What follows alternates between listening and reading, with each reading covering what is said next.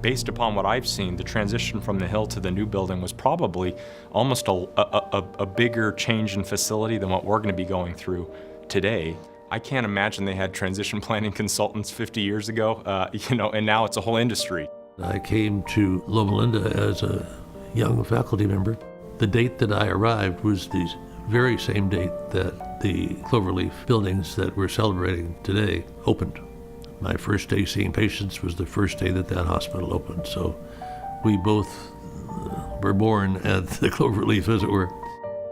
The idea of moving a group of patients from one location to the other, whether it's just down the hall, across the street, or several hundred yards, as was the case at Loma Linda, is fraught with some anxiety.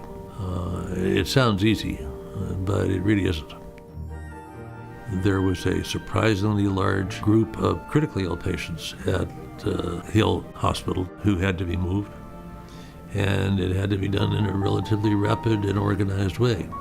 It looked to the untrained eye as chaos. But if you looked for very long, you were reassured, and as the day went on, and certainly by the time the day was over, things had settled down, and it was a really peaceful transfer. There's nothing that can stress you out more than recognizing that you have a huge stake in ownership of making sure a patient who is so incredibly vulnerable, they're at their most vulnerable point, and a safe, as painless as possible transition is part of your responsibility. Stress levels, through the roof. The most tranquil of us all were the patients. They trusted what was going on. The whole transition was as painless as it could be. Only the Lord's blessing allowed that to happen. But a lot of the equipment that goes with patients runs on electricity. Lots of monitoring equipment comes to mind. Certainly in my field, oxygen, ventilators, so that some of the patients were literally bagged with a resuscitation bag in lieu of a ventilator as they were being transferred.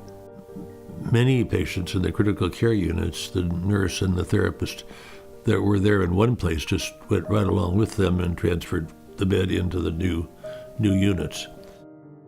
It's interesting to kind of think about the differences about what may have been occurring when the original building was built versus now. I think there's a huge amount of significant differences, and I think there's some things that might have been a little bit easier back then and some things that may have been a lot more difficult.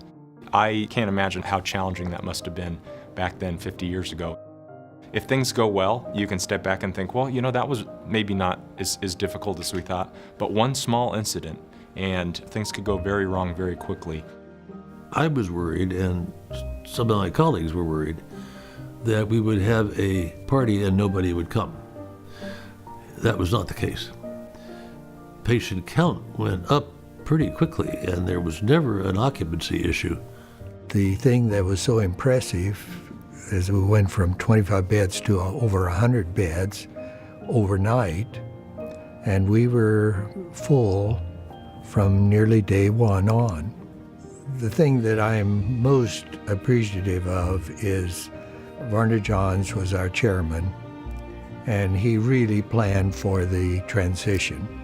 Once the operation was going, with just a few patients, it seemed to be so smooth that I was pretty confident things were going to be all right.